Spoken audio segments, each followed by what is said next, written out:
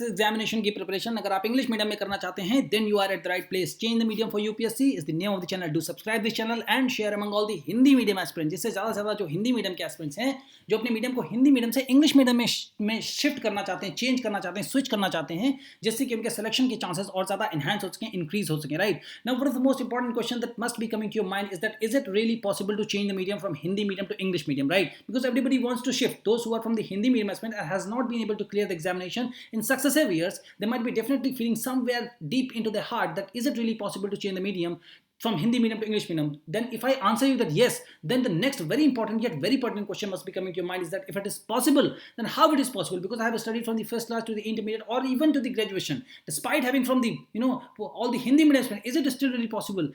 Now the answer will be yes. And how?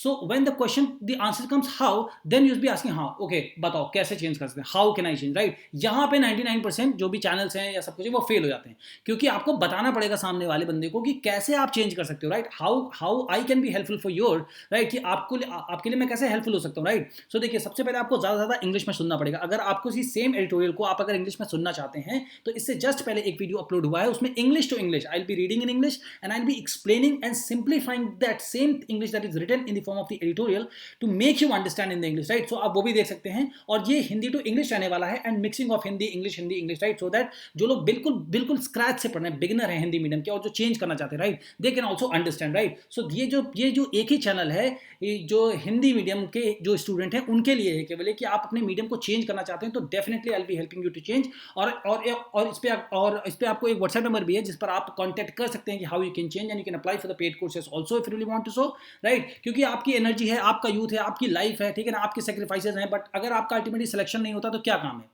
तो किस काम के लिए पढ़ रहे हो आप? ठीक है ना. तो आपको सिलेक्शन लेना, बिल्कुल रूथलेस, एकदम सेल्फिश हो जाओ, फुल स्वार्थी 1,00,000%. ठीक है ना, कि आपको अपना सिलेक्शन लेना है बस कैसे भी करके. ठीक है ना, सिलेक्शन लेने के लिए आपको चेंज करना है. हिंदी हमारी मातृभाषा है, हम सभी उसकी इज्जत करते हैं. ठीक है ना, तो आप बात को समझिए, सिंसियर बनिए. ठीक है ना, अपनी जिंदगी के साथ खेल मत होने दीजिए. ठीक है, अब देखिए जैसे ये है, तो आज सबसे पहले हम यहाँ पे नोट्स भी बना करके देखेंगे कि यहाँ पे नोट्स बनाते कैसे हैं. कि अगर मान लीजिए सब लोग बोलते हैं आप द हिंदू से नोट्स बना लो, ऑनलाइन नोट्स बना लो, हाँ तो कैसे बनाने वो नहीं बताता कोई, तो मैं नोट्स बना रहा हूँ, सीधे आपके सामने मैं नोट्स बनाऊंगा कि कैसे बनाएं. ठीक है, तो देखिए जब भी आप कोई भी एडिटोरियल को ओपन करते हैं, right, first of all whenever you open any actually newspaper, right, so definitely everybody has in their mind that to let us open the page of the editorial, let us see that what is important has come there, right. So the moment you open the editorial, the first thing that should come to your mind is that what this particular editorial is going to talk about, right. So how you can get to know, आप कैसे पता कर सकते हैं that this particular editorial is going to be talking about this particular topic, कि ये editorial इस topic के बारे में बात करने जा रहा है, right. So here, like suppose this is the heading of the editorial, right, dilemmas of India's great power ambition, right. So dilemmas of India's great power ambition, right. So अब इसका मतलब क्या है? देखिए सबसे पहले एक वर्ड है डायलेमा. सो इसका मतलब क्या है? कंफ्यूजन. मतलब आपको कंफ्यूजन है कि आप आईएएस पहले बनना चाहते हो या आप आईपीएस चाहते हो. बहुत लोग चाहते हैं मुझे कि वर्दी या मुझे को यूनिफॉर्म वाली सर्विस चाहिए. बहुत से लोग इतना ज़्यादा पैशनेट होते हैं आईपीएस के बारे में. बहुत लोग आईएफएस बनना चाहते हैं, बहुत लोग आईएसआई. तो आपको ये डायलेमा है, कंफ्यूजन, आप क्लियर नहीं हो. So means no clarity. So that means you are in state of confusion. इसका मतलब होता है डायलेमा. तो मीन्स क्या है? कंफ्यूजन. अगर यहाँ पे लिखा हो कंफ्यूजन तो भी सही हो जाएगा. Confusion of India's great power ambition. ठीक है ना. अब ग्रेट पावर मतलब क्या होता है? यूएस.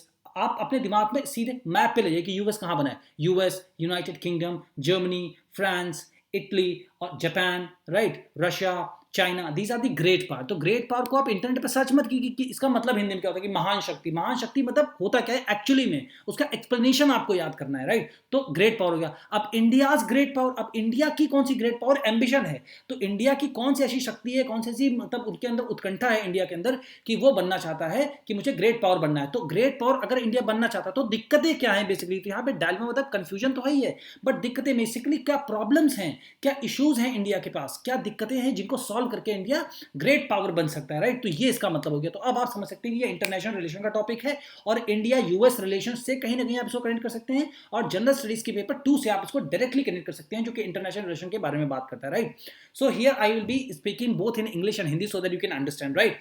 सो एक स्टोरी, और ये बहुत इंपॉर्टेंट एडिटोरियल है. जो भी बिगिनर है सिविल सर्विसेज एग्जामिनेशन प्रिपरेशन में, अभी जिन्होंने स्टार्ट किया प्रिपरेशन, उनको तो डेफिनेटली इसको पूरा का पूरा समझना चाहिए. कम से कम 10 बार पढ़ना चाहिए और इसको चिपका लेना चाहिए बोर्ड के सामने. इससे आपको पता चलेगा पूछेगा कि इंडिया था क्या, मतलब 1947 में हम आज़ाद हुए, हमें इंडिपेंडेंस मिली, फिर 1991 में हमने क्या किया, 1991 में ग्लोबलाइजेशन किया, और क्या किया हमने, इकोनॉमिक रिफॉर्म्स किए, जिसको 1991 बोलो या मतलब जो है आप इसको इकोनॉमिक रिफॉर्म बोलो या ग्लोबलाइजेशन, ठीक है ना, या और क्या सब सकते हैं, LGP क्या बोलते हैं, LPG क्या बोलते हैं, लिबरलाइजेशन बोलते हैं, ठीक है ना। आप रिकॉल करो मेरे साथ, LPG राइट क्या बोलते हैं, इस तरह से आप रिकॉल करिए, लिबरलाइजेशन, प्राइवेटाइजेशन एंड ग्लोबलाइजेशन किया, तो उसकी वजह से फिर वहाँ फिर 1991 में ये सब हुआ, राइट। फिर उसके बाद क्या होता है, उसके बाद फिर आज के टाइम में मतलब 2023 में क्या है, फिर हमारे डोमेस्टिक चैलेंजेस क्या हैं, ठीक है ना। फिर अगर इंडिया, मतलब यहाँ पे ये क्वेश्चन पूछा जा रहा है कि should India refrain from shaping the global order until its domestic challenges are resolve. अगर ये क्वेश्चन आपसे इंटरव्यू और मतलब अगर मान लीजिए कोई भी पूछ ले, आप आईएएस की तैयारी कर रहे हैं, मैं आपसे पूछ लेता हूँ कि भैया आप ये बताओ कि मैं एक आपसे क्वेश्चन पूछता हूँ कि इंडिया की जो है पूरे वर्ल्ड में बहुत ज़्यादा इज्जत बढ़ रही है, ठीक है ना, फॉरेन पॉलिसी बहुत इज्जत बढ़ रही है, मोदी जी की वजह से बढ़ रही है, और इंडिया की जो अच्छी अच्छी हमारी मतलब जो हमारी पॉलिसीज़ हैं वो बनी, हमारे अच्छे अच्छे काम की वजह से हमारा स्टेचर बढ़ रहा है। तो क्या इंडिया को अभी मतलब ग्लोबल मतलब स्टेज पे इतना ज़्यादा काम नहीं करना है जिस तरह की इंडिया को डोमेस्टिकली काम करना चाहिए?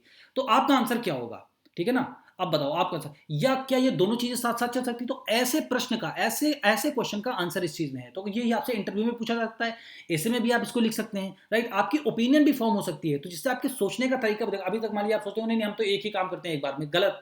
इसको पढ़ने के बाद आपको लगेगा नहीं, दो चीजों को साथ साथ करते रहना चाहिए, क्योंकि कोई भी फ्रंट को खाली नहीं छोड़ना है, राइट। तो ऐसी चीजों को आप समझते हैं। तो चलिए स्टार्ट करते हैं इस particular editorial. So I will be reading also, तो आप इंजॉय करिए इसकी रीडिंग को, यहाँ कैसे पढ़ना है, right. So what kind of global power, what kind of global power will India be, ऐसे पढ़ना है, what kind of एक बार, a global power will India be, so what kind of global power will India be, Bharat means what kind of मतलब किस प्रकार का या कैसा, ठीक है ना, a global power एक वैश्विक शक्ति इंडिया बनेगा, इंडिया किस प्रकार का या एक मतलब इंडिया कैसा एक वैश्विक शक्ति बनेगा, ठीक है ना, ये इसका मतलब है। There are those who argue that India should aspire to be a great power and assert its growing power internationally. तो कुछ लोग, जैसे मान लीजिए 100 लोग हैं, तो उसमें से 50 लोग आर्ग्यू कर रहे हैं, अपना मतलब वो तर्क दे रहे हैं that India should aspire to be a great power, कि नहीं इंडिया को एस्पायर करना चाहिए, इच्छा रखनी चाहिए, आगे बढ़ के काम करना चाहिए ग्रेट पावर बनने के लिए। एंड असर्ट मतलब क्लेम करना चाहिए, दावा ठोकना चाहिए इसका, इट्स ग्रोइंग पावर इंटरनेशनली, मतलब दिखाना चाहिए कि हाँ हम ग्रेट पावर है, ऐसे कुछ काम करने चाहिए। जैसे कि रशिया और यूक्रेन के वॉर के बारे में जाकर के इंडिया एक मध्यस्थता करे, ठीक है ना, मीडिएशन करे, इंटरवीन करे, राइट। तो ये कुछ लोगों का कहना है। अदर्स आर्ग्यू, अब अदर्स आर्ग्यू मतलब क्या है, जो अभी मैंने बताया कि 100 लोग हैं तो 50 लोग बोलने की ऐसे करो, ठीक है ना। अब बाकी के जो 50 लोग हैं बोल रहे हैं, अदर्स आर्ग्यू मतलब अदर लोग जो है वो बोल रहे हैं that India should focus on uplift of millions of its people above the poverty line, improve governance, okay, and reconcile within the country before venturing into making it a better world, right। तो बहुत सारे लोग ये कह रहे हैं कि नहीं इंडिया को सबसे पहले क्या करना चाहिए, uplift of millions of its people above the poverty, जो लोग गरीबी रेखा के नीचे हैं उनको ऊपर लाने की कोशिश करनी चाहिए, मतलब ऐसी पॉलिसी बनानी चाहिए जिससे कि गरीबी खत्म हो देश में। और इंप्रूव गवर्नेंस को इंप्रूव करना चाहिए, मतलब जैसे क्या है, करप्शन चीजें कम होनी चाहिए, करप्शन वगैरह नहीं होना चाहिए, ठीक है ना, इस तरीके की चीजों को कम करना चाहिए, तो जिससे क्या है कि इससे इंप्रूव होगा गवर्नेंस, ठीक है ना। And reconcile with in the country, तो इसे ये जो लाइन है reconcile with in the country, अगर इसका मतलब आपको समझना है तो इसका मतलब समझने के लिए क्या करना है, जैसे जो अभी मणिपुर के जो हालात हैं, ठीक है ना, इम्फाल में जो हालात अभी हमारे चल रहे हैं, तो उसमें ये समझिए कि रिकंसाइल मतलब क्या होता है, मित्रता कराना या बातचीत के आराम से मतलब किसी को समझाना या दो पार्टीज को समझाना, देखो आप ऐसा मत करो, ठीक है ना। तो विद इन द कंट्री, तो मतलब देश के अंदर रिकंसाइल करना, मतलब मणिपुर जैसे अगर इश्यू कहीं पर हो जाए तो उसको रिकंसाइल, उसमें मध्यस्थता करके उसको शांत किया जा सके, सही से ऑर्डर में लाया जा सके, ठीक है ना। तो ये चीजें बताइए बिफोर वेंचरिंग इनटू मतलब स्टेपिंग इनटू मतलब उसमें जाने के लिए, कि before making it a better, मतलब इंटरनेशनल लेवल पे अगर आप कोई रोल प्ले करना चाहते हैं तो पहले ये तीन चीजों पर, ये तीन मतलब एक तो पॉवर्टी के ऊपर फोकस करिए, दूसरा आप अपना गवर्नेंस को इंप्रूव करिए, और तीसरा रिकंसिलिएशन करिए विद इन द कंट्री, ठीक है ना।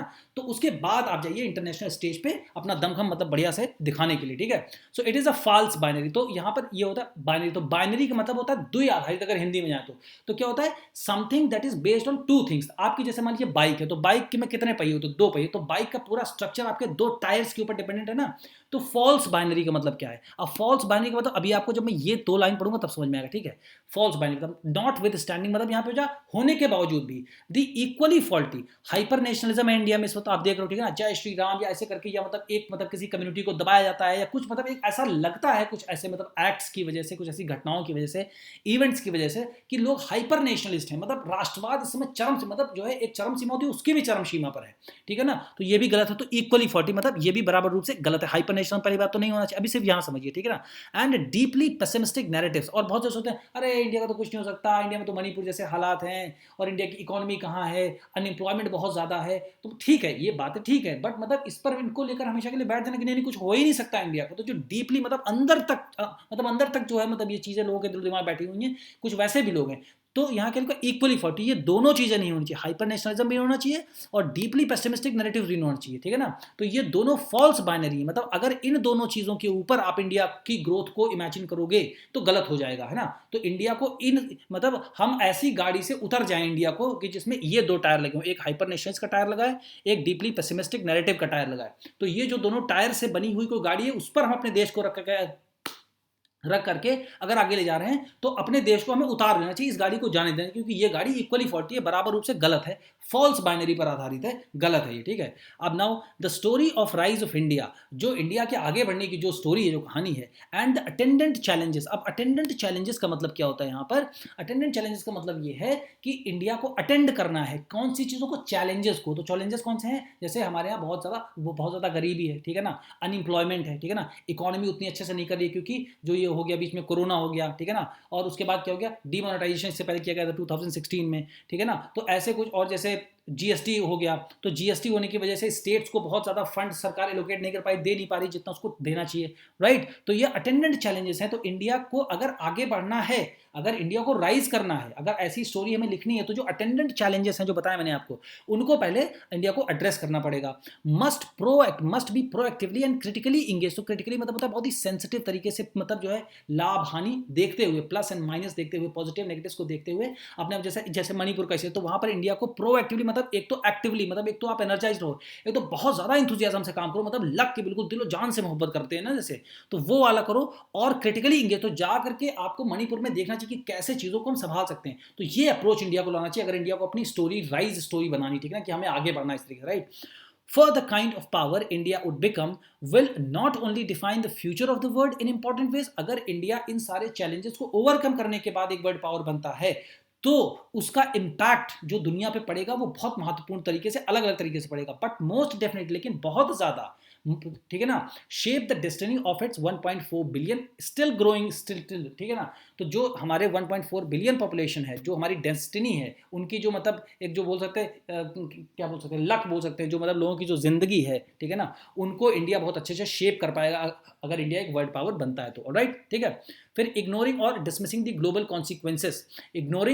इग्नोरिंग और डिसमिसिंग सेम वर्ड है, मतलब अनदेखा कर देना। द ग्लोबल कॉन्सिक्वेंसेस, जो वैश्विक स्तर पर जो क्या आएंगे, परिणाम आएंगे, कॉन्सिक्वेंसेस मतलब जो हमारे रिजल्ट आएंगे, परिणाम आएंगे, of a rising India's power is unwise, ठीक है ना। अगर हम जो, देखिए इंडिया जैसे मान लीजिए ग्लोबल पावर बनने जा रहा है, ठीक है, तो उसके क्या रिजल्ट आने वाले हैं, अगर उनको हम नेग्लेक्ट कर देते, उन पर ध्यान नहीं देते, तो ये भी एक मूर्खतापूर्ण काम होगा, ठीक है ना। But doing so without being rooted in the realities of the countries inherent limitations. तो इनहेरेंट लिमिटेशंस का मतलब यही है कि जहां पे ये लिखा है ना, इनहेरेंट लिमिटेशंस एंड ये जो अटेंडेंट चैलेंजेस हैं, ठीक है, तो ये दोनों का मतलब सेम ही है। मतलब इंडिया, अगर एक कंट्री इंडिया है तो उसके अंदर क्या है, बहुत ज़्यादा पॉवर्टी भी है ना, कहीं कहीं पर, ठीक है, बहुत ज़्यादा बेरोजगारी भी है, ठीक है ना, और कहीं कहीं पर जैसे मणिपुर वाले हालात भी बन जाते हैं। तो ये जो इनहेरेंट लिमिटेशंस इंडिया के अंदर हैं, जो पहले से इंडिया के अंदर समाहित हैं ये दिक्कतें, इनको अगर वही बोलता ना कि एंड डूइंग सो, और अगर ऐसा किया हमने कि हम मतलब हाँ हम वर्ल्ड पावर बनने जा रहे हैं, बट हमें पता नहीं कि उसका क्या रिजल्ट आएगा, और अगर ऐसा हमने किया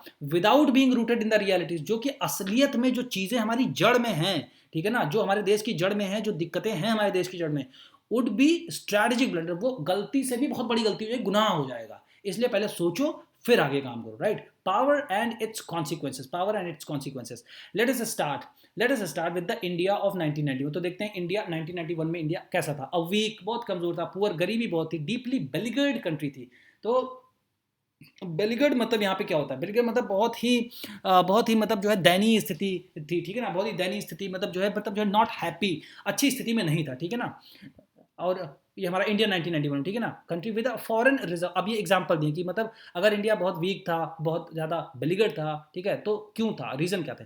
फॉरेन एक्सचेंज रिजर्व वो हमारा कितना था, $5.8 बिलियन, ओनली $5.8 बिलियन। अभी क्या है, $600 बिलियन। अगर आपको मैं ₹600 दूँ, ठीक है ना, और फिर मैं आपको $6 दूं, तो कितना डिफरेंस है। तो आज के टाइम में 2023 में इंडिया का $600 बिलियन है फॉरेन एक्सचेंज रिजर्व, ठीक है ना। तो ये डेटा को आप नोट कर सकते हो। तो कैसे नोट करेंगे, देखिए देखिए सबसे पहले क्या करना है हमें, सबसे पहले हाइड्रो को हटा देना है, फिर क्या करना है, इंडिया इन 1991, ठीक है, ऐसे करना है, ठीक है।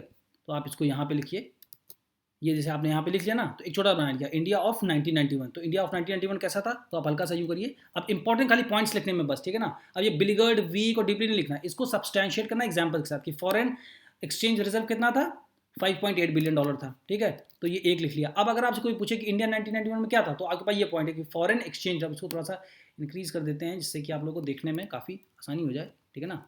ये हो गया, इंडिया ऑफ 1991 में कैसा था, इतना था फॉरेन एक्सचेंज रिजर्व, ठीक है। अब क्या नेक्स्ट मतलब पॉइंट क्या बनता है, a nominal GDP of $270.11 billion, ठीक है ना। नॉमिनल जीडीपी हमारी इतनी थी, ठीक है ना, जो हमारी नॉमिनल जो जीडीपी है वो इतनी थी। तो ये लिख लेते हैं हम, ठीक है, सेकंड नंबर पे, ठीक है। अभी इसको इंक्रीज कर लेंगे, आप बाद में समझ जाना, ठीक है। तो ये हो गया, तो ये हमारी इतनी थी। अब आज के टाइम में कितनी, 4 ट्रिलियन होने वाली है, 4 ट्रिलियन, ठीक है ना। मतलब सोचो बिलियन से ट्रिलियन में जा रहे हैं हम, ठीक है ना। 4 ट्रिलियन हमारी टच होने वाली है, और 5 ट्रिलियन का हमारा क्या है, हमारा एक मतलब जो है वो है, मतलब गोल है बनाने के लिए, ठीक है, ठीक देखना। और पॉपुलेशन कितनी थी, 846 मिलियन, ठीक है ना। लगभग 84 करोड़ 60 लाख लोग थे उस वक्त, है ना, जो हमारे 1991 का इंडिया जो था। तो इतने लोग थे, उसमें से 50% ऑफ ह्यूमर पुअर। तो उसमें से 50% लोग क्या थे, गरीब थे, ठीक है ना। 50% लोग जो है वो गरीब थे। तो अब इसको आप मतलब क्या ना देखिए, ये हमारे फैक्ट्स हैं। तो पॉपुलेशन ऑफ, तो खाली इतना लिख लो, पॉपुलेशन ऑफ 1846, मतलब 846, ठीक है ना, ये हो गए। अब इसमें से क्या है 50%, अब इसे 50% लिखो यहाँ पे, ऐसे कॉपी करो, मतलब लिखना बहुत कम से कम है, ठीक है ना, जिससे कि हम रिवाइज कर सकें। हमें ये बनाना इसलिए है कि एक नोट्स नहीं तैयार कर देना है, एक नोट्स ऐसा बनाए कि हम रिकॉल कर सकें, ठीक है ना। और फिर यहाँ पे ऐसे करो, इसको बनाओ पुअर, ऐसे करके आप नोट्स बनाओ, ठीक है। अब ये पुअर हो गया। अब तो अब आप सोच के देखो, जब आपको कोचिंग के नोट्स मिलते हैं, ठीक है ना, जब आपको मतलब वहाँ मिलता है मैगजीन, तो ऐसे ही मिलता है आपको बिल्कुल, ठीक है। तो बस आपको सिर्फ अपनी अकल का यूज़ करना है। आप लोग सो रहे हो, जग जाओ बस, फिर देखो आप अपनी लाइफ को, ठीक है ना। फिर देखो आप कैसे आगे निकलते हो, फिर हिंदी मीडियम का सिलेक्शन देखो कैसे बढ़ता है, ठीक है ना। जब आप मेन तरीके से पढ़ोगे नहीं तो कैसे होगा, है ना। दोज वर मिजरेबल फिगर, बहुत ही मतलब स्थिति बड़ी, मतलब ये फिगर्स को देखो कि मतलब जो है ये हमारी कितनी 5.8 बिलियन जो हमारी थी, ठीक है ना, जीडीपी थी। और जो है 270.11 बिलियन हमारी नॉर्मल जीडीपी थी। तो ये सब देख लेता है कितनी मतलब खराब स्थिति, कितनी दयनीय स्थिति, right. Despite efforts to diffuse fears of nuclear, और उस वक्त न्यूक्लियर वॉर का भी खतरा हमारे ऊपर मंडरा रहा था, ठीक है ना। ऑफ इंडिया पाकिस्तान क्लैश, मतलब लूम्ड, और इंडिया पाकिस्तान का युद्ध हो ही जाएगा ऐसा लग रहा था, ठीक है ना। And violence in the Kashmir at its peak, और वायलेंस कश्मीर में 1990s में जबरदस्त तरीके से हो रहा था, ठीक है ना। तो अब आप इसको मतलब जो है ये लिख सकते हैं, violence in Kashmir was at its peak, तो इसको लिख सकते हैं। अब देखिए, अब अगर आपने ये लिख लिया, ठीक है, अब आपसे कुछ पूछा जाए, अब आप सोचोगे कि इंग्लिश में मैं मतलब इंग्लिश में मतलब मैं इसको लिखूं कैसे। तो अब देखिए, ये तो आप याद करोगे, अगर हिंदी में भी आप कोई पॉइंट्स बनाओगे तो याद तो आप उसको भी करोगे, तो याद आप इसको भी कर सकते हो। अब इसमें थोड़ी बहुत खाली ग्रामर आगे पीछे लगी, बाकी मेन तो डेटा यही रहेगा ना। अगर आप मेंस में क्वेश्चन लिख रहे हो, आंसर लिख रहे हो, तो अंडरलाइन तो इसी चीज़ को करोगे ना, है ना। देयर इज एम आर हु दे शी इट माई दे, इनको तो करोगे नहीं, राइट। तो इसलिए ज़्यादा कठिन नहीं है, बस आपको पढ़ाने वाला कोई नहीं है, ठीक है। और आप ज़्यादा से ज़्यादा मतलब जो है डरे बैठे हो, ठीक है। इस तरीके से आपको तो ये मैंने आपको एक सैंपल बना दिया, आप आगे बढ़ते हैं, ठीक है। तो ये हो गया। और फिर क्या हो गया उसी के साथ साथ, collapse of the India's trusted partner, जो बहुत ही भरोसेमंद हमारा साथी था, कौन था, सोवियत, मतलब जो रशिया था मेनली, वो भी मतलब कोलैप्स कर गया, ठीक है ना। मतलब वहाँ पे कैपिटलिज्म जीत गया और हमारा सोशलिज्म हार गया, ठीक है ना। हमारा नहीं था, मतलब बेसिकली वो सोवियत यूनियन की आइडियोलॉजी थी, हार गई, ठीक है। स्ट्रेन रिलेशन, स्ट्रेन मतलब होता है कि नॉट हैप्पी, ठीक है ना, मतलब बहुत ही नॉट फ्रेंडली, ठीक है ना, बहुत अच्छे रिलेशन हमारे जो है नहीं थे यूएस। तो strain relation with United state, तो ये भी 1991 में यूएस के साथ हमारे अच्छे रिलेशन नहीं थे, ठीक है ना। And the on the further wed, है ना, on the other further wed on the countries ruling elites, ठीक। तो जो ये जो वर्ड है ना, ये इसका मतलब है कि रूलिंग एलिट का मतलब क्या होता है, मिनिस्टर्स, प्राइम मिनिस्टर्स, या जो हमारे राजनीतिक हैं, ठीक है ना, जो हमारे पॉलिटिशियंस हैं, नेता हैं। तो उनके ऊपर मतलब इतनी सारी दिक्कतें थी कि ऊपर से सोवियत यूनियन कोलैप्स कर गया, ठीक है ना, और हमारे यूएस के साथ भी रिलेशन अच्छे नहीं है, तो और ज़्यादा भार आ गया इंडिया के ऊपर, राइट। और फिर उसके ऊपर क्या होता था, American officials kept a close watch on India and Pakistan and the nuclear plans. और अमेरिका के जो ऑफिशियल्स थे, जो अधिकारी थे, वो इंडिया के ऊपर बहुत ही क्लोज, बहुत ही मतलब कड़ी नजर रखते थे इंडिया और पाकिस्तान के ऊपर, कि ये लोग न्यूक्लियर वॉर में क्या करें, कि ये लोग मतलब न्यूक्लियर बॉम्ब तो नहीं बना रहे, ठीक है ना।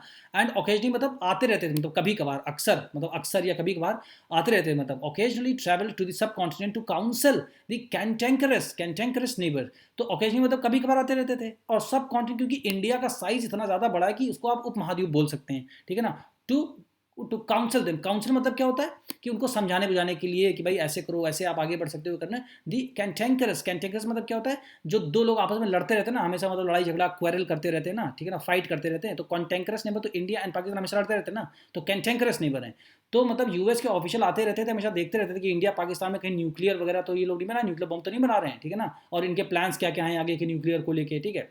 और कभी कभी आते भी थे तो मतलब ये लोग बताते थे कि भाई देखो तुम लोग आपस में लड़ते रहते हो तो तुमको लोग को बताते हैं ऐसे ऐसे करो। तो ये स्टेटस, ये हमारी स्थिति थी जो कि ऑथर ने हमें मतलब जो है अच्छे बताया, और इनका नाम बड़े ही सम्मान से लिया जाता है इंटरनेशनल पॉलिटिक्स में, मिस्टर हैप्पीमोन जैकब। ये क्या है, जवाहरलाल नेहरू मतलब जो यूनिवर्सिटी है हमारी न्यू दिल्ली की, उसमें ये जो है प्रोफेसर हैं, और इन्होंने खुद मतलब इसके ये फाउंडर भी हैं, ये जो क्या बोलते हैं काउंसिल फॉर स्ट्रेटेजिक रिसर्च के, ठीक है। तो बहुत इनकी इज्जत है, और आप इनको याद कि जब भी इनका एडिटोरियल आप बहुत अच्छे से पढ़ें, ठीक है ना, बहुत अच्छा पर्सपेक्टिव देते हैं ये। और political science and international relations के जो भी स्टूडेंट हैं वो ज़रूर पढ़ें इसको, ठीक है ना, ऑप्शनल सब्जेक्ट के, ठीक है। ये हो गया। अब आज की देखते हैं। अब देखो यहाँ तक की तो स्थिति ये थी। अब क्या है, फास्ट फॉरवर्ड 3 डिकेड्स टू 2023। अब इसका मतलब क्या, फास्ट फॉरवर्ड 3 डिकेड्स टू 2023। अब क्या है, बहुत ही तेजी से आते हैं और 2023 में इंडिया को देखते हैं, ये मतलब है। अब इसका थोड़ा सा और अगर आपको पीछे बैकग्राउंड हो तो मतलब ये है कि 1991 से लेकर 2000 हो गया, एक डिकेड हो गया, फिर 2001 से लेकर 2010 हो गया, सेकंड डिकेड हो गया, फिर क्या हो गया 2011 से लेकर हमारा 2020 तक, कितने हो गए, 3 डिकेट्स हो गए। तो अब हम देखते हैं 2023 में इंडिया की सिचुएशन कैसी है। तो पहले हमारा फॉरेन एक्सचेंज रिजर्व कितना था, 5.8 बिलियन, आज कितना है 600 बिलियन, ऐसे पढ़ते न्यूज पेपर, ठीक है ना। A war with Pakistan is not something Indian leaders lose sleep over. तो मतलब क्या, चिंता नहीं करना है अभी। तो पहले इंडिया पाकिस्तान के वॉर होने वाला था तो इंडिया के लोग डरते थे, अरे यार कहीं वॉर ना हो जाए। आज कोई टेंशन नहीं, बट आज वो सिचुएशन, आज वो जो स्टेट है वो किसने रखा है, चाइना की वजह से हमको उतना खतरा। आज पाकिस्तान से कोई खतरा नहीं, बट चाइना से हमको वही खतरा है, तो वो रिप्लेस हो गई मतलब जो है कंट्री, ठीक है। And there is a general sense of foreign policy optimism. Optimism क्या है, मतलब एक तरीके की सकारात्मकता है, और किसके चलते है, फॉरेन पॉलिसी को लेकर कि इंडिया की फॉरेन पॉलिसी अब अच्छी चल रही है, इस चीज़ को लेकर के एक देश में सकारात्मकता है, ठीक है ना। The reforms initiated after 1991 economic crisis not only led to higher GDP growth but also significant poverty reduction। 1991 के जो इकोनॉमिक रिफॉर्म्स वगैरह जो लिए गए थे, ठीक है ना, ठीक है ना, तो उसमें क्या किया, जो रिफॉर्म्स लिए गए मतलब जो इनिशिएटिव मतलब स्टार्ट किए गए, ठीक है ना, आफ्टर 1991। तो जो 1991 में इकोनॉमिक क्राइसिस थी हमारी, ठीक है ना, उसके बाद हमने क्या किया था, लिबरलाइजेशन, ग्लोबलाइजेशन एंड प्राइवेटाइजेशन, ये हमने किया था ना। तो उसकी वजह से क्या है, इंडिया की जीडीपी की ग्रोथ हाई हुई, आगे बढ़ी, और बहुत ज़्यादा मात्रा में गरीबी भी कम हुई हमारे देश में, ठीक है। Ranked as the world's 5th largest economy. So India की रैंक वर्ल्ड, सो इंडिया की जो रैंक है, ठीक है ना, इकोनॉमी को लेकर के, तो इंडिया वर्ल्ड की 5th लार्जेस्ट इकोनॉमी है, ठीक है। India's nominal GDP could soon touch $4 trillion. तो नॉमिनल जीडीपी मतलब क्या होता है, जहां पर इन्फ्लेशन को माइनस कर देते हैं, और हमारी एक होती है रियल जीडीपी। तो रियल जीडीपी क्या होता है, रियल जीडीपी में हम इन्फ्लेशन को भी मतलब जो है वो करते हैं, काउंट करते हैं, तब मतलब एस्टिमेट बनाते हैं, ठीक है। तो इंडियाज नॉमिनल जीडीपी को सून टच 4 ट्रिलियन, अभी मतलब जल्दी ही $4 ट्रिलियन को टच करने वाले हैं हम economy, right. It has one of the largest militaries in the world with over 100 nuclear. So India के पास 100 से ज़्यादा न्यूक्लियर वेपन है, और वन ऑफ द लार्जेस्ट, मतलब अगर अगर मान लो पूरे वर्ल्ड में 100, अगर मान लो पूरे वर्ल्ड में मान लीजिए कि 2 4 5, मान लीजिए 5 बहुत बड़ी बड़ी मिलिट्रीज हैं, तो उसमें से इंडिया एक है, ठीक है ना। The US is now one of India closest friend. आज इंडिया का यूएस बहुत अच्छा दोस्त है, और उस टाइम में देखिए क्या बताया जा रहा था, उस टाइम में स्ट्रेन्ड रिलेशनशिप थे हमारे यूएस के साथ, ठीक है ना, स्ट्रेन्ड रिलेशनशिप थे यूएस के साथ। यहाँ पे ये देखिए, यहाँ पे strained relations with the United states, ठीक है ना, 1991 में। और आज क्या है, now one of India's closest friend, बहुत ही पक्की दोस्ती है यूएस। देखिए कैसे टाइम बदला हमारा, और कैसे सब लोग, जो लोग पहले नहीं बात करते थे, अभी कितने अच्छे से बात कर रहे हैं, right. New Delhi enjoys strong relationship with 7 powerful states around the world. और जितने भी, जैसे मान लीजिए रशिया एक पावरफुल स्टेट है, ठीक है ना, और फ्रांस हो गया, यूनाइटेड किंगडम्स हो गया, जर्मनी हो गया, जापान हो गया, ठीक है ना, यूएस हो गया, ऐसे जितने भी कंट्री पावरफुल कंट्रीज हैं उनके सबके साथ हमारे बहुत ही अच्छे रिलेशन है आज के time, right. The visionary investments made over the past several decades, मतलब जो पिछले 3 दशकों में, ठीक है ना, पिछले 3 दशकों में, 30 सालों में, जो विजनरी इन्वेस्टमेंट मतलब आगे की सोच रख के कि अब भाई आज हम आज ऐसी पॉलिसी बना रहे हैं, ऐसे इन्वेस्टमेंट करें, तो इसका असर आने वाले 30-40 सालों में कैसा होगा, उसको बोलते हैं विजनरी, उसको बोलते हैं विजनरी इन्वेस्टमेंट, ठीक है ना। तो जो ये पिछले 30 सालों में किए गए हैं, अब उन्होंने स्टार्ट कर दिया है बियर फ्रूट, मतलब अपना रंग दिखाना स्टार्ट कर दिया है ना, कि हमारी इंडिया की सिचुएशन बेटर होती जा रही है, राइट।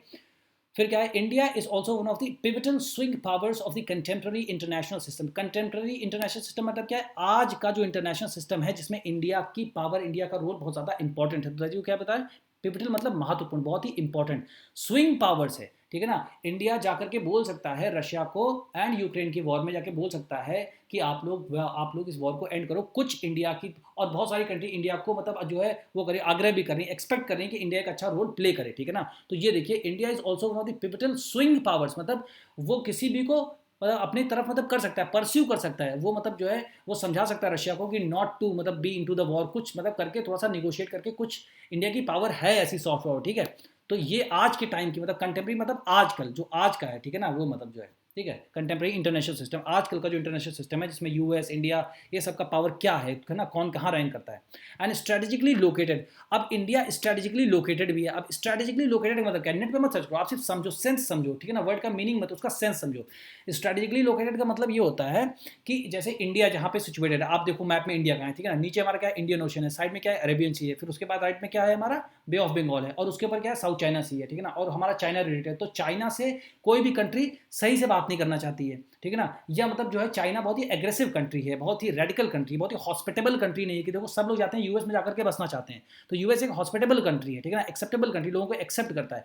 बट ये क्या करता है, ये चाइना एक्सेप्ट नहीं करता, राइट। तो इसीलिए इंडिया चाइना के जस्ट बगल में लोकेटेड है, और सारी कंट्रीज का चाइना से नहीं बनता है, इंडिया से बनता है। इसलिए इंडिया की जो लोकेशन है वो बहुत ही स्ट्रेटेजिक हो जाती है, बहुत ही सामरिक हो जाती है, बहुत ही इंपॉर्टेंट हो जाती है, बहुत ही क्रिटिकल हो जाती है। समझ में आया आपको, ऐसे आपको समझना है, ठीक। Often flowing both sides with great elan, elan मतलब होता है एंथुसियास्टिकली। तो इंडिया इंटरनेशनल लेवल पे भी, और जो उसकी जो मतलब स्ट्रेटेजिक लोकेशन है उसकी वजह से भी इंडिया बहुत ही इंथुसियास्टिकली ये दोनों चीजों में अपना रोल प्ले कर रहा है, ठीक है। द ग्रेट पावर पॉलिटिक्स, अब ग्रेट पावर मतलब क्या होता है, अब जैसे ही वर्ड आए ग्रेट पावर मतलब US, United kingdom, China, Russia, Japan, Germany, France, ये सारे क्या हैं, ग्रेट पावर्स हैं। अब इसी लिस्ट में इंडिया भी शामिल हो रहा है। तो ये कंट्रीज मिल करके जो राजनीति करते हैं अराउंड द यूक्रेन वॉर। तो देखिए, यूक्रेन वॉर तो हो रहा है यूक्रेन और रशिया के बीच में, बट इन्वॉल्व क्या, पूरा नेटो, नेटो में कितनी 31st कंट्री में टोटल मतलब 31 कंट्रीज हैं, ठीक है ना। फिनलैंड अभी लास्ट मतलब लेटेस्ट उसने अपलोड किया है, ठीक है। तो ये सारी जो चीज़ें हैं, तो ये जो ग्रेट पावर्स हैं, तो ये भी लोग इन्वॉल्व हैं किसकी तरफ से, यूक्रेन की तरफ से, ठीक है ना। तो देखिए वो लोग भी राजनीति कर रहे हैं, पॉलिटिक्स कर रहे हैं, ठीक है। अब यहाँ से क्या है, the great power politics around the Ukraine war brought renewed focus on India's role in the world politics, ठीक है। अब इसकी वजह से इंडिया का रोल मतलब वर्ल्ड पॉलिटिक्स में एक नए तरीके से निकल करके आ रहा है, ठीक है ना, क्योंकि इंडिया का स्ट्रक्चर काफ़ी अच्छा है, तो इंडिया मीडिएट कर सकता है वॉर के बीच में, ठीक है। The US and the wealthy West, अब यूएस तो आपको पता चल गया, द वेल्दी वेस्ट मतलब क्या है, वेल्दी वेस्ट मतलब फ्रांस, यूनाइटेड किंगडम, जर्मनी, ठीक है ना, ये सारी कंट्रीज जो हैं ये वेल्दी वेस्ट कंट्रीज हैं, ठीक है ना। मतलब एक तो हो गया वेस्ट, तो वेस्ट में है, और वेल्दी मतलब जो अमीर हैं, तो अमीर कंट्रीज यही हैं। Want India to be on their side, तो यूएस और जितनी भी ये वेस्ट की कंट्रीज हैं, फ्रांस, यूनाइटेड किंगडम और ये जर्मनी एंड ऑल दैट, ये सब चाहते हैं कि इंडिया उनके साइड रहे। एंड इम्बेटल रशियन फेडरेशन, अब इम्बेटल मतलब जो वॉर में मतलब पूरी तरह से इन्वॉल्व है अभी, तो रशियन फेडरेशन मतलब रशिया, और इम्बेटल मतलब जो मतलब वॉर से जूझ रहा है अभी। तो मतलब इसका मतलब इम्बेटल्ड रशियन फेडरेशन का मतलब आप समझिए कि Russia is doing everything it can to ensure India does not turn its back on Moscow. तो मॉस्को वहाँ की क्या है, कैपिटल है। तो वो बोल रहा है कि भाई आप उन लोग के साथ मत चले जाना, वेस्ट और वेल्दी वेस्ट के साथ मत चले जाना, आप हमारे साथ। तो जो भी ये इंश्योर सुनिश्चित करने के लिए रशिया इंडिया के लिए कर रहा है कि भाई आप मत जाओ, तो वो इंडिया के लिए बहुत कुछ कर रहा है, ठीक है। तो ये भी है। तो देखिए, एक तरफ से रशिया हमारा मतलब सपोर्ट चाहता है, एक तरफ से यूएस और वेल्दी वेस्ट, मतलब पूरा वर्ल्ड हमारा सपोर्ट चाहता है, ठीक है। There are serious suggestions that India should mediate between Ukraine and Russia to bring an end to the war. तो सीरियस सजेशंस दिए जा रहे हैं बहुत सारी कंट्री कहने की India please come and mediate and intervene, mediate करिए, आप आके मध्यस्थता करिए यूक्रेन और रशिया के बीच में, जिससे कि वॉर को अंत की तरफ ले जाया जा सके, right. New Delhi increasingly uses the language of mediation in global crisis. तो जो हमारा देश है, जो इंडिया है, ठीक है ना, वो ज़्यादातर इंटरनेशनल स्टेज पे जो एक भाषा यूज़ करता है मीडिएशन की, वो हमेशा बोलता है कि देखिए मध्यस्थता बहुत ज़रूरी है। तो इसकी वजह से इंडिया की सॉफ्ट पावर निकल के आती है कि इंडिया वॉर के कभी भी मतलब साथ में नहीं रहता। इंडिया चाहता है कि पीसफुल तरीके से चीज़ें सुलझ जाएं, ठीक है ना। एंड ग्लोबल क्राइसिस, तो जैसे मतलब यहाँ पे दिखा ग्लोबल क्राइसिस, तो ग्लोबल क्राइसिस मतलब क्या है, रशिया और यूक्रेन का war, right. And being a bridge between the north and south and east and west. तो इंडिया एक ब्रिज का काम कर रहा है किसके बीच में, नॉर्थ एंड साउथ। तो नॉर्थ का मतलब जब यहाँ पे आया ना इंटरनेशनल पॉलिटिक्स, तो नॉर्थ मतलब क्या होता है, डेवलप्ड कंट्रीज को बोलते हैं नॉर्थ, ठीक है ना। आप जो है पूरा वर्ल्ड का मैप लीजिए, ठीक है, और उसको बीच से मतलब काट दीजिए, ठीक है, बिल्कुल शुद्ध भाषा में समझिए, ठीक है, जहाँ से इक्वेटर जाता, तो इक्वेटर के ऊपर की जितनी भी कंट्रीज हैं, ठीक है ना, लगभग उनको क्या बोलते हैं, नॉर्थ। वो सारी क्या डेवलप्ड कंट्रीज है, यूएसए हो गया, रशिया हो गया, ठीक है ना, और ये वेस्ट की कंट्रीज हो गई, यूनाइटेड किंगडम हो गया, फ्रांस हो गया, जर्मनी हो गया, इटली हो गया, ये सारी कंट्रीज क्या है, डेवलप्ड कंट्रीज। और साउथ क्या है, इंडिया हो गया, और तुम्हारा पूरा मीन्स एंटायर अफ्रीकन कॉन्टिनेंट, उसमें जितनी भी कंट्रीज हैं, ठीक है ना, वो सारी हो गई, और साउथ अमेरिकन कॉन्टिनेंट हो गया, ठीक है ना। तो ये सारी क्या है, साउथ। तो उसके बीच में इंडिया एक ब्रिज का काम कर रहा है, ठीक है ना। अब मतलब कैसे ब्रिज का काम कर रहा है, देखिए एक तो सबसे पहले जो कि वॉर हो रहा है वो यूक्रेन के बीच में हो रहा है, ठीक है ना, यूक्रेन और इसके रशिया के बीच में। तो उसमें ग्लोबल पावर्स इन्वॉल्व हैं, मतलब उसमें यूएस, तो यूएस किस में आता है, यूएस किस में आता है, नॉर्थ में आता है, और इंडिया किस में आता है, साउथ में। तो देखिए साउथ तो जितनी नदन कंट्रीज हैं बेसिकली, ठीक है ना, वो लोग इंडिया से हेल्प मांग रहे हैं कि आप हमारे साइड रहिए, नेटो भी हेल्प मांग रहा है, ठीक, आप हमारे साइड रहो, ठीक है। तो इंडिया नॉर्थ और साउथ के बीच में एक ब्रिज का काम कर रहा है ना, कि नॉर्थ में जो दिक्कतें हो रही हैं उसको इंडिया सॉल्व कर सकता है, समझ रहे हो आप, मतलब ठीक है। एंड ईस्ट एंड वेस्ट, और ईस्ट वेस्ट का मतलब क्या है यहाँ पे, कि इंडिया ईस्ट में है ना, और नेटो की जितनी भी कंट्रीज हैं और वेस्टर्न जितनी भी कंट्रीज हैं और यूएस, वो सारे वेस्ट में है। तो वेस्ट भी इंडिया से उस तरीके से मांग रहा है कि हेल्प करो हमारी, राइट। तो इस तरीके से इंडिया एक ब्रिज का काम कर रहा है, indirectly indicating that it is a major pole in the world politics. अब मेजर पोल को आप यहाँ समझते हो, पोल स्टार मतलब ध्रुव तारा समझ सकते हो इंडिया को। इनडायरेक्टली आप समझ सकते हो कि ये बहुत बड़ा, मतलब जो है एक मेन, मतलब एक मेजर पावर निकल के आ रही है वर्ल्ड पॉलिटिक्स में, ठीक है ना, पूरी दुनिया में जो राजनीति हो रही है, या मतलब पूरी दुनिया की जो राजनीति है उसमें इंडिया एक बहुत ही इंपॉर्टेंट मतलब पोजीशन पे, ठीक है। Although tens of millions of people in India still live in poverty, मतलब लाखों लोग अभी भी इंडिया में जो है गरीब हैं। The countries national power has increase dramatically, और भारत की जो राष्ट्रीय शक्ति है वो बहुत ही ज़्यादा मतलब इंक्रीज हुई है इन दिनों में, ठीक है।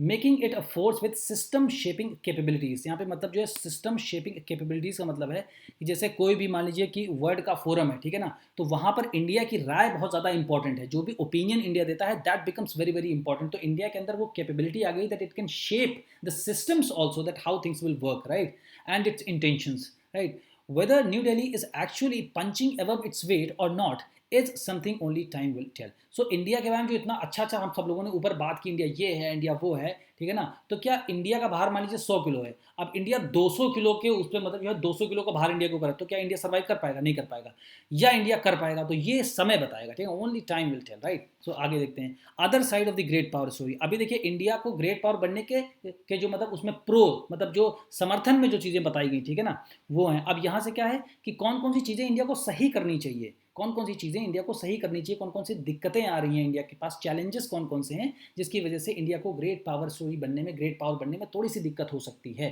ठीक है ना, स्ट्रगल करना पड़ सकता है। तो ये उसकी दूसरी साइड देखते हैं of the great power story, right. So despite being the fifth largest economy, पांचवी सबसे बड़ी अर्थव्यवस्था होने के बावजूद भी, ठीक है ना, इन द वर्ल्ड, है ना, तो it's GDP per capita was 1947 means 1947 dollars, right, in 2021, whereas that of Bangladesh is 2227. How Bangladesh can go ahead of India? Bangladesh की कैसे निकल सकती, देखिए इंडिया की 1947 है और बांग्लादेश की कितनी है 2227 है, तो बांग्लादेश की कैसे, तो ये हमें सोचना चाहिए, राइट।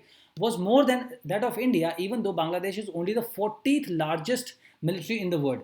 बांग्लादेश पूरे दुनिया की 40वीं सबसे बड़ी जो जो ये एक मतलब मिलिट्री वाली है ना, तो मिलिट्री इसकी मतलब 40वीं सबसे बड़ी है, और इंडिया की मुश्किल से दूसरे तीसरे चौथे नंबर पे होगी, ठीक है। तो उसके बाद भी इसकी पर कैपिटा इनकम कैसे आगे निकल गई, ये हमें देखना होगा।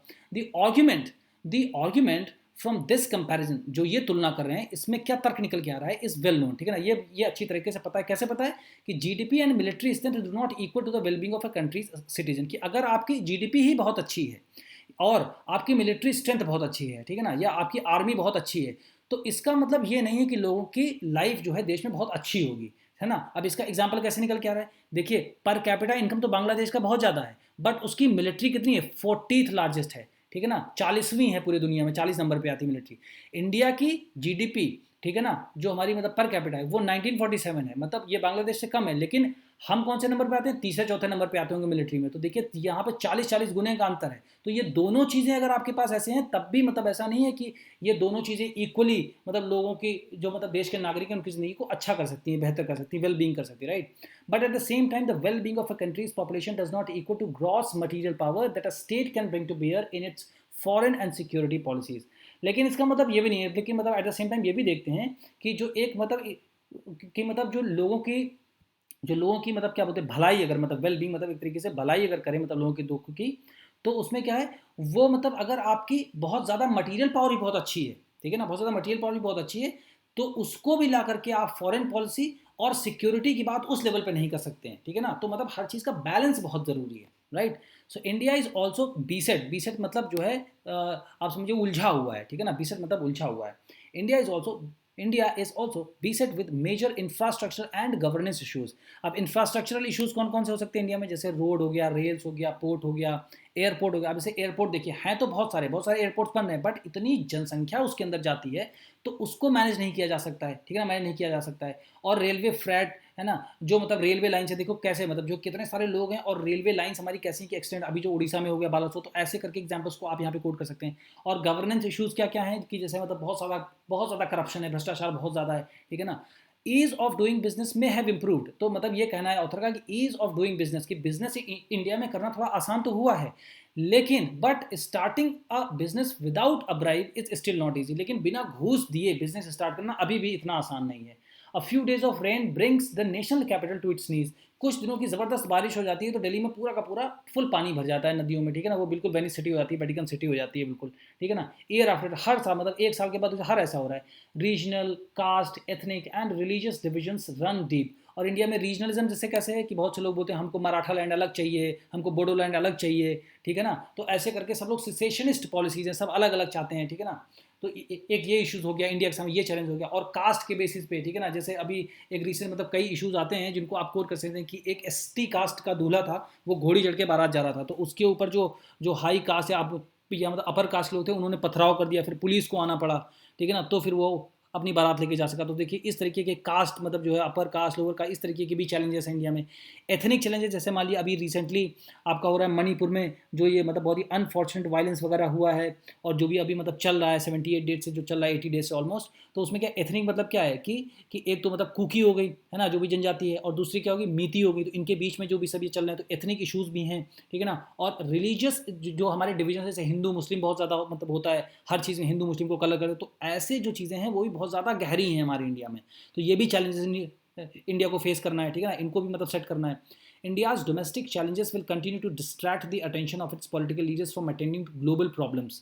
तो जो इंडिया के ये जो हमारे मतलब डोमेस्टिक चैलेंजेस हैं, ये जो ऊपर जो भी बताएं 3 4 5, ठीक है, तो इनकी वजह जो हमारे जो मतलब पॉलिटिकल लीडर्स हैं, वो ग्लोबल जो लीडर जो मतलब जाके मतलब इंटरनेशनल लेवल पे जो मीटिंग्स कर सकते हैं, जो काम कर सकते हैं, उससे उनका अटेंशन जो है डिस्ट्रैक्ट होता है, क्योंकि ज़्यादातर तो फोकस उनका इन्हीं इश्यूज़ पे लगा रहता है, तो वो इंटरनेशनल पॉलिटिक्स में कैसे ध्यान दे पाएंगे, right. For the Indian politicians foreign policy is a luxury she और ही कैन नॉट अफोर्ड। ये मतलब एक फॉरेन पॉलिसी एक लग्जरी की तरह होती है, क्योंकि कभी हमारे पास टाइम ही नहीं होता, क्योंकि हमारे जो रीजनल मुद्दे हैं, जो हमारे मतलब इंडिया के जो जो मतलब डोमेस्टिक मुद्दे हैं, उनमें ही हम इतना उलझे हुए रहते हैं कि हम चीज़ों को संभाल नहीं पाते, तो मतलब फॉरेन पॉलिसी कहाँ से संभालेंगे, तो ये इसका मतलब है, ठीक है। One of the most pressing concern, pressing मतलब क्या, मोस्ट इंपॉर्टेंट, ठीक है ना, one of the most pressing for India's political class is to reduce poverty. India के लिए सबसे ज़्यादा जो मुद्दा कठिन है वो क्या है, रिड्यूस पॉवर्टी, पॉवर्टी को कम करना। तो अगर आपसे कोई पूछ ले कि इंडिया में सबसे बड़ी दिक्कत क्या है, आप अगर आईएएस ऑफिसर बनेंगे तो क्या करेंगे, मान लीजिए इंटरव्यू पूछ रहे हो, तो बोलो आप रिड्यूस पॉवर्टी, पॉवर्टी कम करेंगे सबसे पहले। क्योंकि जब ये हैप्पी मॉन जैकब जी बता रहे हैं, जो कि इतना पढ़े लिखे हैं, तो आपको भी ऐसी चीज़ें कोट करनी रहती हैं, ठीक है ना। तो सबसे पहले हमको क्या करना है, रिड्यूस करना है, क्या करना है, पॉवर्टी को रिड्यूस करना, कम करना है। Improving the wellbeing of the millions of Indians living under poverty line, जो मतलब गरीबी रेखा के नीचे जो लोग हैं उनको इंप्रूव करना है, उनको बाहर निकाल के लाना है गरीबी से, ठीक है। A task that is bound to divert its attention from serious external engagement. तो अब ये है कि ये इतना बड़ा टास्क है कि लोगों को मतलब गरीबी से निकालने का है, जो ये टास्क इंडिया के पास जो काम है, इसकी वजह से सीरियस एक्सटर्नल एंगेजमेंट, जो बाहर जाकर के इंडिया इंटरनेशनल लेवल पर कुछ कर सकता है, वो डेफिनेटली अफेक्ट होता है इससे। अगर मतलब इंडिया में लोग थोड़ा सा मतलब पॉवर्टी से बाहर आ जाएं और ज़्यादा संख्या में, तो इंडिया के पास टाइम बचेगा, एनर्जी बचेगी, तो इंडियन जो हमारे पॉलिटिशियंस हैं वो जाकर के इंटरनेशनल स्टेज पे काफ़ी कुछ कंट्रीब्यूट कर सकते हैं, राइट, जो कि इंडिया के फेवर में होगा। When the political class gives scent, मतलब होता है बहुत थोड़ा सा। when the political class gives scant attention to the country's foreign and security policy, as it usually happens in the case of India, it is managed by career bureaucrats who usually do not diverge from precedents and avoid taking even remotely risk decisions। तो यहाँ से लेकर के यहाँ तक का मतलब simple सा ये है कि जो भी अगर अगर जो हमारे जो राजनीतिज्ञ हैं, जो हमारे मतलब नेता हैं, जो हमारे पॉलिटिकल क्लास है, जो प्राइम मिनिस्टर हैं या जो एक्सटर्नल अफेयर्स मिनिस्टर हैं, अगर वो लोग ज़्यादा अटेंशन, वो लोग बहुत थोड़ा सा अटेंशन दे पाते हैं जो देश की फॉरेन पॉलिसी या सिक्योरिटी पॉलिसी है ना, तो उसमें क्या होता है, फिर वो ज़्यादातर किसके हाथ में जाती है, वो ज़्यादातर जो हमारे आईएएस ऑफिसर्स हैं, सीनियर जो ब्यूरोक्रेट्स हैं, उनके वगैरह से चलती है, उनके हाथ से चलती है। तो वो लोग क्या करते हैं, वो लोग बिल्कुल भी जैसे पीछे होता आ रहा है ना, 10 20 साल पहले से, तो उसी तरीके से वो लोग काम करते आ रहे हैं। रिस्क नहीं लेना चाहिए रिमोटली, मतलब थोड़ा सा भी वो रिस्की डिसीजन नहीं लेते, कि अगर मान लीजिए कोई हम लोग मतलब कोई डिसीजन मतलब कोई डील फाइन करते हैं यूएस के साथ, तो अगर मतलब जो आईएएस ऑफिसर्स को लग रहा है कि अगर ये डील फाइन करते तो इसमें हमको मतलब 1 से लेकर के 6 रुपए तक का फायदा हो सकता है, तो वो खोलेंगे नहीं नहीं यार इसमें तो रिस्क है, 1 रुपए से 2 तक का ही फायदा हो, कम से कम मुकम्मल रहेगा, मजबूत रहेगा, तो रिस्क नहीं लेते हैं कि 4 5 6 रुपए का फायदा हो जाए। इस तरीके की मतलब डिसीजन मेकिंग है। तो हमारे ब्यूरोक्रेट्स के ऊपर चल रही है एक तरीके से ये फॉरेन पॉलिसी और सिक्योरिटी पॉलिसी, ठीक है ना। तो इसलिए जो डोमेस्टिक चैलेंजेस हैं हमारे इंडिया में, उनको पहले से सॉल्व करना बहुत ज़्यादा जरूरी है। अगर वो सॉल्व हो जाएंगे तो हमारे जो लीडर्स हैं, जो पॉलिटिकल लीडर, उनको वक्त मिलेगा, तब वो जाके इन्वेस्ट कर सकते हैं इंटरनेशनल रिलेशनशिप में, ठीक है। Foreign policy tends to be an autopilot, तो क्या है, एक ऑटो पायलट पे लगी है कि हाँ ब्यूरोक्रेट जैसे करते हैं ना वैसे करने दो, ठीक है ना। The presence of a weak economy also tempers the Indian elites appetite for external engagement. तो इंडियन एलिट्स मतलब क्या हो गया, जो भी पॉलिटिकल हमारे लीडर्स हैं, एपेटाइट मतलब जो भूख है उनके अंदर, ठीक है ना। एक्सटर्नल एंगेजमेंट मतलब जो बाहरी जो देश है, मतलब है ना, जो विदेशों से जाकर के अच्छे संबंध बनाना, ठीक है ना, अच्छे रिलेशन इस्टेब्लिश करना, तो ये वीक इकोनॉमी हो जाने की वजह से नहीं हो पाता है, ठीक है ना। ये हो गया। The apatite has grown but the appetite has grown, but that does not change the fact that the political class can only allocate so much attention to the foreign and security policies if the country is economically weak and large sections of the population are living in poverty। वही पीछे की बात को repeat किया गया है कि अगर पावर्टी रहेगी और इकोनॉमी वीक रहेगी तो जो पॉलिटिकल क्लास है वो ज़्यादा से ज़्यादा वक्त जो है अपना डेडिकेट नहीं कर पाएंगे फॉरेन पॉलिसी में और सिक्योरिटी पॉलिसीज़ में। हालांकि एपेटाइट मतलब एक ये इच्छा ज़्यादा और इंक्रीज़ हुई है अभी हमारे पॉलिटिशियन की हम इंटरनेशनल रिलेशन में अच्छे रिलेशनशिप मेंटेन करें सारी कंट्रीज़ के साथ, right. More so a weak domestic policy prevents politicians from allocating adequate resources for foreign policy objectives. अब क्या है, वीक डोमेस्टिक इकोनॉमी है हमारी, ठीक है। अब अगर हमारी इकोनॉमी वीक है, इकोनॉमी वीक होने का मतलब क्या है, लोगों के पास पैसा कम है हाथ में, ठीक है। अब मतलब यहाँ पे क्या है कि जो लिखा प्रिवेंट्स मतलब रोकता है, पॉलिटिशियंस को रोकता है, फ्रॉम एलोकेटिंग मतलब जो है निर्धारित करने के लिए, मतलब देने के लिए, एडिक्वेट रिसोर्सेज मतलब जैसे बहुत सारा पैसा वो मिनिस्ट्री ऑफ एक्सटर्नल अफेयर्स को दे सकते हैं कि जिससे और ज़्यादा कंट्रीज़ के साथ मिशन को भेजा जा सके, ठीक है ना, और हमारे रिलेशन बेटर हो सके और अच्छा ट्रेड हो सके, ठीक है ना, और बहुत सारे मॉल्स या बहुत सारी चीज़ें हमारी कंट्री में आ सकें, बिजनेसेस हो सके, लोगों को एम्प्लॉयमेंट मिल सके, लोगों की फाइनेंशियल कंडीशन अच्छी हो, इंडिया और एक यूथफुल और ग्रेट कंट्री बने। लेकिन क्या है, अगर वीक डोमेस्टिक इकोनॉमी है तो चीज़ें रोकती हैं जो हमारे पॉलिटिशियंस हैं उनको बहुत ज़्यादा रिसोर्सेज देने के लिए अदर कंट्री, ठीक है। तो फॉरेन पॉलिसी ऑब्जेक्टिव हमारे इससे इम्पैक्ट हो जाते हैं, ठीक है ना। For instance the parliamentary committee on external affairs, ये बहुत इंपॉर्टेंट, इसको आप नोट कर लो, ठीक है ना। For instance the parliamentary committee on external affairs 2022-23 observe that despite an increase in the overall budget allocation to the government of India, the allocation made to Ministry of External Affairs in percentage terms has witnessed a downward turn during the last 4 years, and during 2022-23 it is only 0.44 of the government of India's overall budget। Same मतलब यहाँ से यहाँ तक बताया जा रहा है कि जो पार्लियामेंट्री कमेटी एक बनाई गई है एक्सटर्नल अफेयर्स के बारे में, तो उसने ये बताया, अपनी रिपोर्ट में बताया गया है कि जो बजट इंक्रीज किया गया है, ठीक है ना, फॉरेन चीज़ों के लिए, कि मतलब इंडिया के एक्सटर्नल अफेयर्स मिनिस्ट्री के लिए जो बजट दिया गया है सरकारी तरफ से, वो समझिए अगर मान लीजिए कि 100 रुपीज़ है बजट सरकार का, तो उसमें से 0.44% मतलब 1 रुपये भी नहीं दिया गया है, मतलब 1% का भी एलोकेशन, मतलब हाफ परसेंटेज का भी जो है एलोकेशन नहीं है मिनिस्ट्री ऑफ एक्सटर्नल अफेयर्स के लिए। सोचिए आप, तो कैसे मतलब इंटरनेशनल रिलेशन में जाकर, तो यही सारे नेगेटिव्स हैं, आप इनको भी नोट करिए, right. The committee further said that we do not find such allocation in consonant, इन कौन से मतलब होता है के संबंध में या इन रिलेशन टू, ठीक है ना, with countries rising aspirations and growing global stature. तो जिस तरीके से इंडिया का जो इंटरनेशनल लेवल पे जो स्टेटस है वो जो इंक्रीज हो रहा है, बढ़ रहा है, और जिस तरीके से हमारी आकांक्षाएं बढ़ रही हैं कि हम इंटरनेशनल रिलेशन में जाकर के मतलब कंट्रीज के साथ अच्छे से ट्रेड करें, ठीक है ना, अच्छे रिलेशनशिप इस्टेब्लिश करें, तो उसके हिसाब से जो ये मतलब बजट दिया जा रहा है ये सफिशिएंट नहीं है, ऐसा बोला है इस रिपोर्ट में, ठीक है। The combined effect of such domestic challenges is likely to be a political elite distracted by more immediate domestic considerations rather than the grandeur of great power status. तो क्या है, अब ये जो इनका इफेक्ट हो जाता है, मतलब कंबाइंड दोनों चीज़ों को मिटा के, कि एक क्या होगा, एक तो डोमेस्टिक चैलेंजेस बहुत सारे जो आपने पीछे पूरे पढ़े, ठीक है ना, ऊपर से जो फिर हमारा जो ये नेता हैं, जो हमारे नेता हैं, जो नेतागण हैं, वो मतलब जैसे मान लीजिए प्राइम मिनिस्टर हो गए या तो ये लोग क्या डिस्ट्रैक्ट करने करे यार, एक तो इतने ही मतलब अभी हमारे जैसे मान लो मणिपुर का, तो सबसे पहले इसको सॉल्व करें, या मतलब गरीबी को सॉल्व करें, या जो दिल्ली में पानी भर गया उसका सेटलमेंट करें पहले, या हम इंटरनेशनल रिलेशन में जाएं, कोई G20 वगैरह को अटेंड करें, और वहाँ पे तो उसमें क्या है, तो फिर बहुत बड़ा स्टेटस वाला वो फीलिंग अच्छी फील नहीं होती, कि मतलब ग्रैंड्योर मतलब बहुत ज़्यादा प्राउड फीलिंग नहीं आती है, ठीक है। फिर क्या है, इम्ब्रेस पावर, मतलब जो है, मतलब इम्ब्रेस मतलब होता है गले लगाना। अब देखिए इसका मतलब समझिए तब समझ में आएगा, ठीक है। सो जो स्टार्टिंग मैंने आपको बताया, right. So should India refrain from shaping the global order until its domestic challenges are resolve. तो इंडिया, तो ये मतलब कहने का है कि क्या मतलब तब तक इंडिया को अलग रहना चाहिए ग्लोबल जो भी ऑर्डर है, या मतलब इंटरनेशनल रिलेशन में ज़्यादा पार्टिसिपेट नहीं करना चाहिए जब तक कि उसके डोमेस्टिक चैलेंजेस, जो उसके मतलब घरेलू जो उसमें दिक्कतें हैं, उनको सॉल्व कर लिया जाए, तब करें। As the pessimist would have it, तो जो कुछ नकारात्मक लोग हैं वो लोग ऐसा सजेस्ट करते हैं। और should India continue to assert its place in the world and aspire to be a great power, और क्या इंडिया को लगातार ये एफर्ट भी करना चाहिए कि हम इंटरनेशनल पॉलिटिक्स में भी एक्टिव रहें और अपने जो भी हमारे डोमेस्टिक इश्यूज हैं उनको भी सॉल्व करते रहें, राइट। तो ये ज़्यादा अच्छा मतलब सोल्यूशन होगा, ठीक है। Even though India's domestic inabilities will continue to moderate its ability to influence the world order befitting of its size and ambition, being unwilling to engage and shape it would be a strategic blunder. तो यही कहने का मतलब है कि अगर जो domestic इनेबिलिटीज़ हैं, जो दिक्कतें हैं, अगर हम उनमें उलझ के रहेंगे और इंटरनेशनल पॉलिटिक्स में हमने पार्टिसिपेट करना बिल्कुल बंद कर दिया तो एक स्ट्रैटेजिक ब्लंडर हो जाएगी, मतलब गलती से भी बड़ी गलती, महागलती हो जाएगी, गुनाह हो जाएगा। तो इंडिया को दोनों तरह पर, दोनों फ्रंट पे काम करते रहना चाहिए। If you are not a rule shaper, you are a rule taker. तो अगर इंडिया इंटरनेशनल पॉलिटिक्स में पार्टिसिपेट नहीं करेगा तो जो भी अदर कंट्रीज रूल बना देंगे, इंडिया को सिर्फ रूल मानना पड़ेगा। तो रूल मतलब रूल टेकर बन जाएगा, रूल एक्सेप्ट करने वाला बन जाएगा।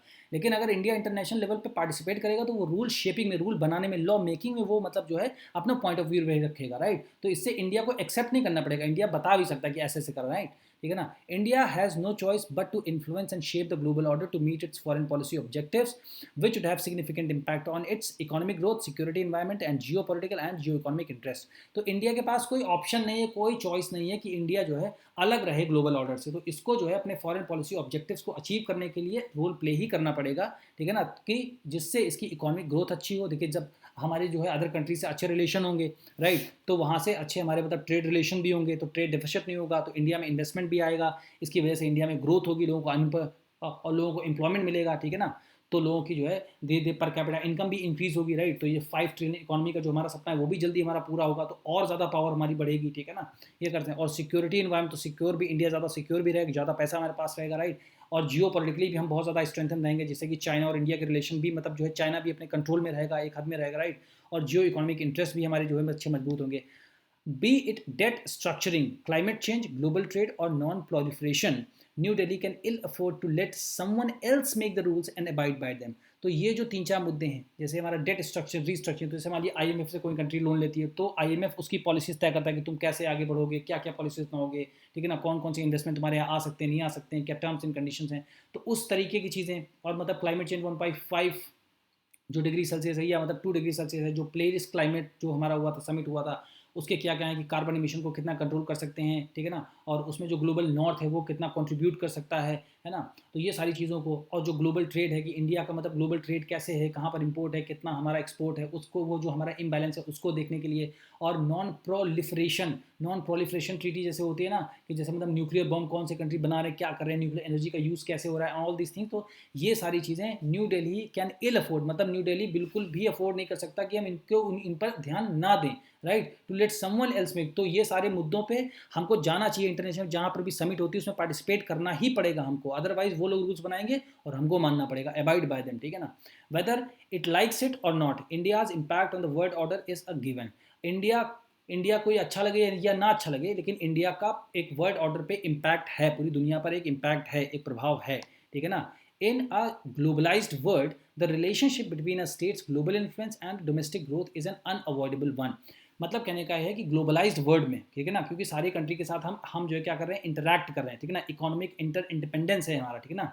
तो जो हमारा इकोनॉमिक इंटरडिपेंडेंस है, तो उसमें जो रिलेशनशिप है एक कंट्री से दूसरे कंट्री का, राइट, तो जो हमारी डोमेस्टिक जो हमारी ग्रोथ है वो इन्हीं सब चीज़ों पर डिपेंड करती है, इन सब चीज़ों पर भी बहुत ज़्यादा डिपेंड, तो इसलिए इसको अवॉइड नहीं कर सकते, राइट।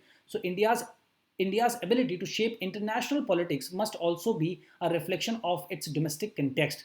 तो जो इंटरनेशनल पॉलिटिक्स में अगर मान लीजिए जो इंडिया है, तो इंडिया अगर जैसे ये मणिपुर का क्राइसिस को सॉल्व कर लेते हैं अच्छे से, ठीक है, उसके बाद अगर ये जा करके उसको रशिया को और यूक्रेन को बताते हैं कि देखो ऐसे ऐसे करो, तभी तो भाई जब हमारे पास एक्सपीरियंस होगा किसी क्राइसिस से पहले ही डील करने का, तभी तो हम दूसरे की क्राइसिस को बता सकते हैं आप ऐसे सॉल्व करो, अदरवाइज किस मुंह से बताएंगे, राइट। तो ये भी बताएं कि India's ability to shape international politics must also be a reflection of its domestic content. तो डोमेस्टिक में भी हमें अच्छा करना पड़ेगा, and its global engagement must necessarily be geared towards the wellbeing of its people. और जो भी ग्लोबल इंगेजमेंट हम करें, जैसे कि ये जितने इकोनॉमिक ग्रोथ वगैरह सिक्योरिटी में यहाँ सब भी जब भी हम जाएं, तो उसका फोकस क्या होना चाहिए कि सबसे पहले इंडिया के लोगों का भला हो, ठीक है ना, ये करना है, वेलबींग हो, अच्छा हो, भलाई हो, ठीक है ना।